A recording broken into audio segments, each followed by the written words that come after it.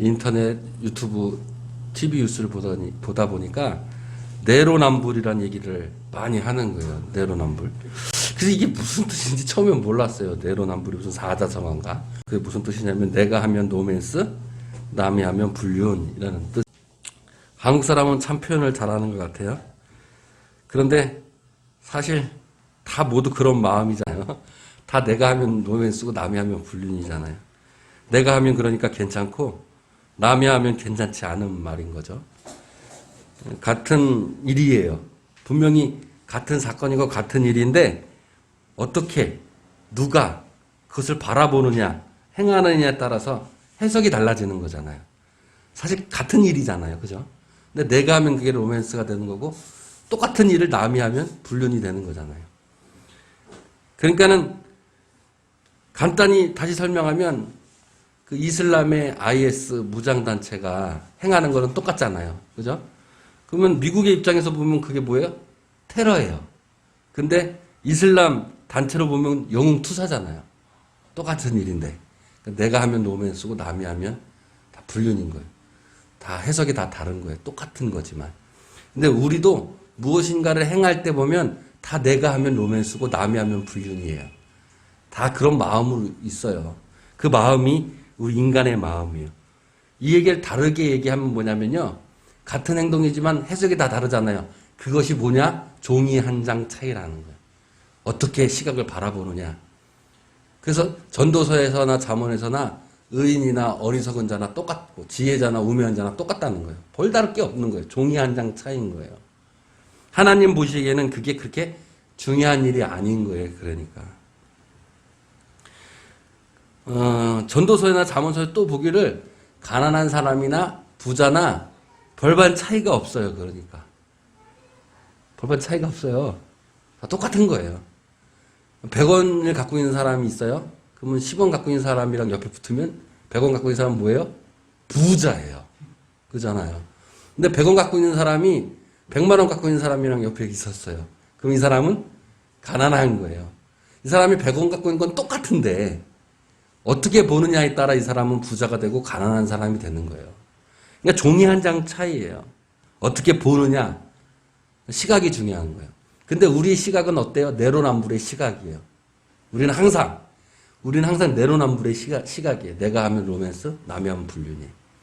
똑같은 거지만 인간의 마음은 그래요. 그래서 그게 중요한 것이 아니다라고 성경은 이야기하는 거예요. 그럼 무엇이 중요하느냐?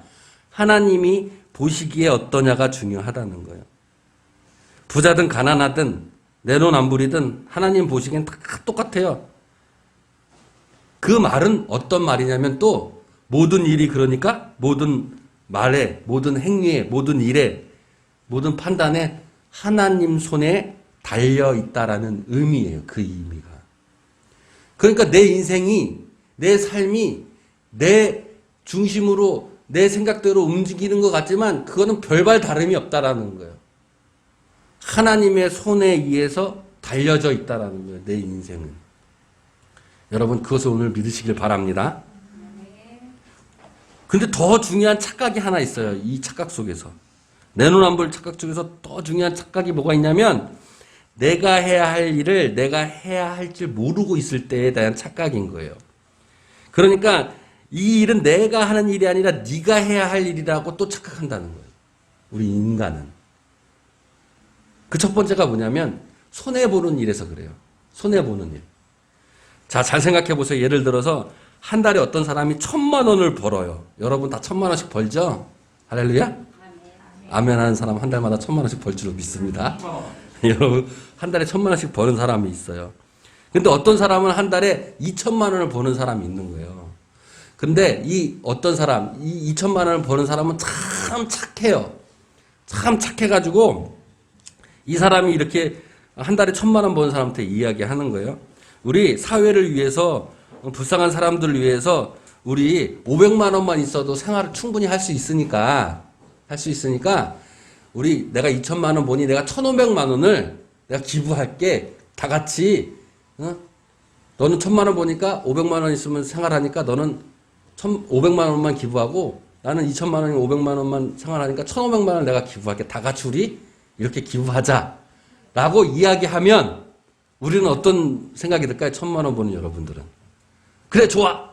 이렇게 할까요? 절대 안 그래요. 뭐라고 얘기해요? 너나 잘하세요. 그래, 너나 잘하세요. 야, 너나 하지. 그걸 왜 나까지 끌어들여서 나까지 시키니? 이렇게 하는 게 우리 마음인 거예요. 내로남불이에요. 그러니까 그게. 내가 해야 할 일을 내가 해야 할 일인데도 내가 해야 할 일인지를 모르고 착각하는 거예요. 그러면서 내가 할 일을 하지 않고 너나 해. 너나 잘하지. 왜 나까지 끌어들여? 라는 게 우리 인간의 생각인 거예요. 우리의 마음인 거죠. 너나 잘하세요. 유명한 영화도 있잖아요. 너나 잘하세요. 이 말에는 자기는 하기 싫다는 거예요. 너나 하라는 거죠. 내가 해야 할 일이 아니다라고 생각하는 거예요. 그거는. 내가 해야 될 일이 아니고 이 일은 네가 해야 할 일이야 라고 착각하고 생각하고 사는 것이 인간인 거예요. 그게 내로남불의 착각 속에 빠져있는 사람과 똑같은 거예요. 내가 하면 로맨스, 네가 하면 불륜인 것처럼 말이죠. 근데 구약 성경을 꾸준히 읽어보면요. 요약할 수 있는데 그 중에 요약 중에 하나가 뭐냐면 신명기 10장 13절과 요하서 8장 34절의 말씀이에요. 요약하다 보면 뭐냐면 구약 성경에 수없이 나온 얘기가 뭐냐면 하나님의 율법을 지키면 뭐다? 축복이다 이거예요. 하나님의 율법을 지키면 뭐다? 축복이다 이거예요. 하나님의 율법을 어기면 뭐다? 저주를 받는다 이거예요. 그래서 이스라엘의 사람들은 자기네들이 흩어져 있는 것들을 흩어져 살게 되고 이방의 곤욕을 당하고 침략을 당하고 그렇게 힘들게 사는 것들이 무엇 때문이냐면 하나님의 율법을 잘 지키지 않아서이다라고 생각하는 것이 유대인들이에요. 그래서 유대인들은 외부로부터 많은 침략이 오거나 핍박이 오면 자기가 하나님의 율법을 더 열심히 지켜야지라고 생각을 한다는 거예요. 구약 성경에 수없이 얘기했는 게 그거예요. 하나님의 율법을 지키면 뭐? 축복. 하나님의 율법을 지키지 않으면 뭐? 저주를 받는다고 생각하는 거예요. 신명기 10장 13절에 내가 오늘 내 행복을 위하여 내가 명하는 여호와의 명령과 규례를 지켜야 한다라고 써 있어요. 여호수아는 가나안 땅에 들어가서 백성들에게 이렇게 얘기했어요. 그리심산에서 반을 나누고 에벳산에서 반을 나눴어요. 양쪽으로 이렇게 산이 바라보는데 반반씩 나누고 선포하는 거예요. 하나님의 말씀을 지키는 자는 축복을 받을 거고 그리심산의 축복. 만약에 하나님 말씀의 율법을 안 지키면 에바산의 저주다 이거예요. 넌 어느 편에 설 거냐? 라고 선포하는 것이 지금 오늘 여호수아 8장 34절에 있는 말씀인 거예요. 그런데 신명기에 보니까 그러니까 하나님 율법을 잘 지키면 너희들 축복을 받는다는 거예요. 그런데 지금 너희가 너희 손으로 돈을 버니까 너의 손으로 돈을 버는 줄 알고서 하나님을 떠난다는 거예요. 그것이 신명기 8장 17절에 있는 말씀이죠. 그러니까 요즘 사람들은 어떻게 생각하냐면 하나님의 율법을 지키면 축복인데 지금 내가 내 손으로 돈을 버니까 하나님의 축복이 그렇지 필요하지가 않게 돼버린 거예요. 내가 내 손으로 돈을 번다 이렇게 생각하니까. 그래서 구약 성경에서 하나님께서 율법을 지켜라. 율법을 지켜라.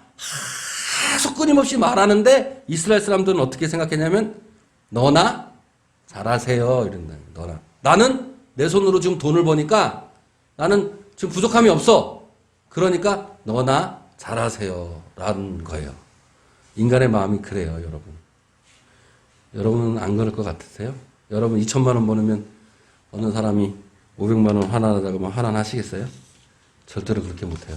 너나 하세요. 너나 잘하지 왜 나까지 끌어들이려고 해요. 그런 마음 가져요.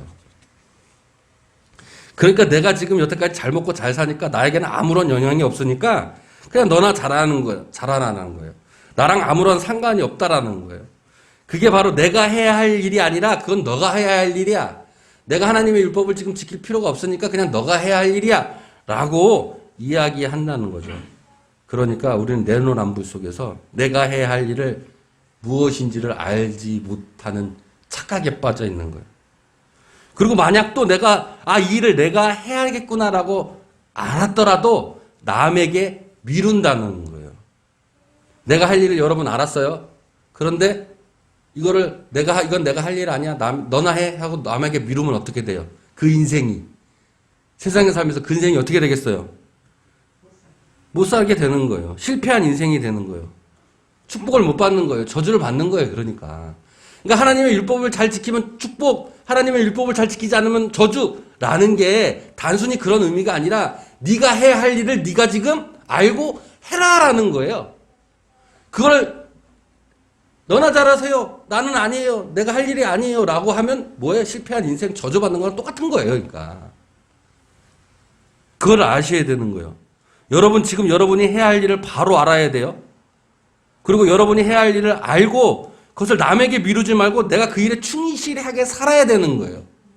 구약에서는 하나님이 그걸 얘기하시는 거예요. 하나님의 율법을 지키라는 것은. 여러분이 남에게 미루지 말고 내가 해야 할 일을 바로 해야 할 일, 그 일이 바로 구약에서는 무엇이에요? 그러니까 하나님의 율법과 계명을 지키는 거예요. 그 구약은 끊임없이 이스라엘 백성에게 이 말씀을 선포하고 있는 거예요. 자, 그러면 이 내용이 오늘 본문에 있는 내용, 선교하는 교회, 여러분이 지금 무엇을 선교하는 거에 설교가 다 끝났어요. 이게 핵심이에요. 자, 그럼 오늘 사도행전에서 정말 어떻게 이야기하고 있느냐, 오늘 하나씩 보기로 합시다. 자, 사도행전 11장 27절에 그때에 라고 했어요. 그때에. 그때는 어떤 때냐면, 여러분 지난 시간 때 어떤 때였냐면 그리스도인이나 칭함을 얻을 때예요. 그때가. 여러분이 드디어 그리스도인이다, 기독교인이다, 예수님을 믿는 사람이다 라고 칭함을 얻을 그때에 한 선지자가 안디옥 교회에 와서 흉년이 들 거라고 예언을 한 거예요. 근데 흉년이 들어버렸어요. 정말로. 그래서 안디옥에 있는 교회에서 헌금을 거두기 시작했어요. 그리고 그 헌금을 모아다가 예루살렘 교회에다가 보낸 거예요. 헌금을. 그거를 바나바와 바울이 손에서 준 그것이 오늘 본문의 내용이에요. 그러니까 그때에라는 거는 뭐냐면 드디어 그리스도인이라 칭할 때라는 거예요. 자, 유대인이라고 칭할 때 무엇을 해야 했어요? 하나님의 율법을 지키는 사람들이어야 유대인이라 칭함을 얻는 거잖아요. 그럼 그리스도인이라고 칭함을 얻을 때에는 그럼 그리스도인이라고 했을 때 행해야 할 일이 있다라는 거예요. 자, 유대인이라 칭함을 얻을 때 행해야 할 일은 뭐예요? 하나님의 율법을 지키는 일이에요. 하나님의 율법을 지켜야 유대인이 되는 거예요. 그러면 무엇이다? 내가 해야 할 일들을 올바로 남에게 미루지 않고 하는 거예요. 그것이 무엇이다? 축복이다라는 거예요. 그거를 알아야 된다라는 거예요. 내가 지금 무엇을 해야 될지 모르는 미련한 자가 되면 안 되는 거예요. 여러분은 지금 누구예요?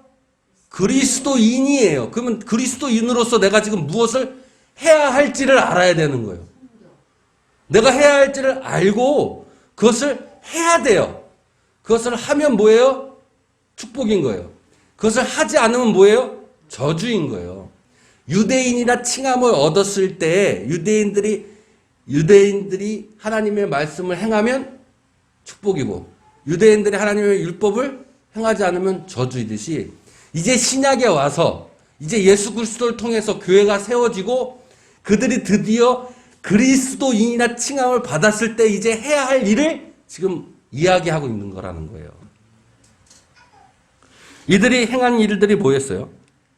11장 29절에서 30절. 제자들이 각각 그 힘대로 유대에 사는 형제들에게 부조를 보내기로 작정하여 이를 실행하여 바나바와 사울의 손으로 장로들에게 보내니라. 그리스도라고 인이라 칭했을 때의 첫 번째 한 일이라는 거예요. 초대교회가 첫 번째로 지금 무엇을 한 거예요? 그러니까 선교 헌금을 보낸 거예요. 그것을 부조라고 얘기했어요. 부조. 자, 이 부조가 어렵잖아요. 우리 부조한다 이렇게 생각하는데 사실 이 부조를 헬라어로 무엇이라고 하냐면 디아코니아라고 해요. 디아코니아. 많이 들어보셨어요? 디아코니아? 어디서 들어보지 않았어요? 디아코니아. 자, 어렵잖아요. 디아코니아. 자, 영어로 우리 영어 잘하잖아요. 영어로 이걸 뭐라고 얘기하냐면 미니스토리 이렇게 얘기해요. 미니스토리. 미니스토리 좀 어렵죠? 미니스토리 다시 또 바꿔 얘기하면 쉽게 얘기하냐면 서비스라고 얘기하는 거예요. 서비스. 자, 미니스토리, 서비스 이것은 그런 뭐냐면은 봉사하는 거예요. 맡겨진 일을 행하는 부처를 얘기하는 거예요. 미국에 가면요. 각 장관들이 있잖아요. 각 부서들이 있어요. 무슨 뭐 경제부, 뭐 사회복지부, 뭐 건교부 그거 맨 뒤에 뭐라고 붙어요? 미니스토리라고 붙는 거예요. 이해 가시죠? 그건 미니스토리 그러면 정부 공공기관의 부처예요. 그 일을 맡은. 그거를 왜 맡겨진 거예요. 그러니까 그 일을 하라고 맡겨진 부서, 봉사하라고 맡겨진 부서, 그거를 미니스토리라고 얘기하는 거예요. 미니스토리라는 게. 그러니까 미니스토리라는 건 뭐냐면, 그러니까는 사역, 봉사, 서비스, 그리고 맡겨진 일, 이거를 성경적으로 얘기하면 뭐냐면 믿음으로 인도되는 성령의 능력을 받아 봉사하는 일, 이 미니스토리예요. 부조라고 번역을 했어요. 이것의 미니스토리의 영어 사전적인 의미는 그것도 있지만 대부분 우리가 미니스토리라고 얘기하면 미션을 많이 생각하게 되죠. 그 미니스토리 그러면 성직, 목회 또는 미국에서 공직자, 행처, 부처 등 그런 어떤 성직자의 개념들이 많이 갖고 있어요. 목회하는 사람들의 의미를 많이 갖고 있어요. 미션과 같은 어원이에요. 미션과 같은 어원. 그 미션을 우리말로 뭐라고 번역했어요? 선교라고 번역을 했어요. 선교. 선교는 무슨 선자냐? 선교는 무슨 선자냐면 베풀선이에요. 베풀선. 교는 무슨 교냐? 가르칠 교. 참 잘 번역을 했어요. 선교라고. 그래서 선교는 뭐예요? 그러니까 베푸는 거예요. 베푸는 거예요.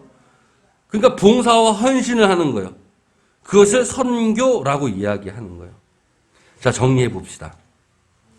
자, 우리가 그리스도인이라고 칭할 그때에 그리스도인이라 칭해야 할 그때에 그리스도인이 해야 할 일이 있는 거예요. 맡겨진 사명이 있는 거예요. 하나님께서 이것은 해야 된다라고 얘기한 거예요. 그게 부조인데 그게 미니스토리, 봉사, 사역, 서비스예요. 하나님께서 예수 그리스도가 우리에게 맡겨진 일, 우리가 해야 할 일이라는 거예요. 자, 유대인이라 칭했을 때 유대인이라고 칭함을 받는 사람들이 해야 할 일은 구약 성경에 늘 끊임없이 하나님의 율법과 계명을 지키는 일이에요. 그러면 축복을 얻고 그러면 안 지키면 저주를 얻는다는 이야기죠. 자, 예수 그리스도가 마태복음에서 율법에 완성시킨다고 말씀하셨어요. 율법을 완성시킨다고 말씀하셨어요. 율법을 완성시킨다는 말씀하신 예수 그리스도, 그를 믿는 우리 그리스도인들이 칭함을 얻을 그때 우리가 해야 할 일, 율법의 완성은 뭐겠어요? 그러니까 선교라는 거예요. 선교. 우리가 해야 할 일인 거예요. 맡겨진 일인 거예요. 여러분, 율법이 무엇인가요? 율법이. 예수님께서 율법을 두 가지로 요약하셨잖아요. 율법이 뭐예요? 하나님을 사랑하고 이웃을 사랑하는 거예요. 그것을 실천하는 것이 율법인 거예요. 신약 시대 때 율법의 완성은 뭐예요? 선교고 사랑인 거예요. 봉사고 서비스인 거예요. 하나님께서 우리에게 맡겨진 일을 행하는 거예요. 구약의 율법을 행하는 것이 곧 지금 우리가 선교하는 것과 같은 거예요. 그러니까 의미가. 자, 구약으로 다시 얘기해 봅시다. 구약에서 하나님께서 이스라엘 백성들을 뭐라고 얘기했어요? 너희들이 하나님의 율법을 지키지 않으면 너희들 저주를 받을 거고 하나님의 율법을 지키면 축복을 받을 것이라고 얘기했어요. 그러면 예수님 시대 신약 때 그리스도의 칭함을 받는 우리들은 뭐예요? 똑같은 의미니까 우리가 선교하지 않으면 너희들 저주를 받을 거라는 거예요. 죄송합니다. 그러나 성경의 말씀이에요. 죄송하지만 여러분 선교하지 않으면 여러분의 삶에 축복이 없어요.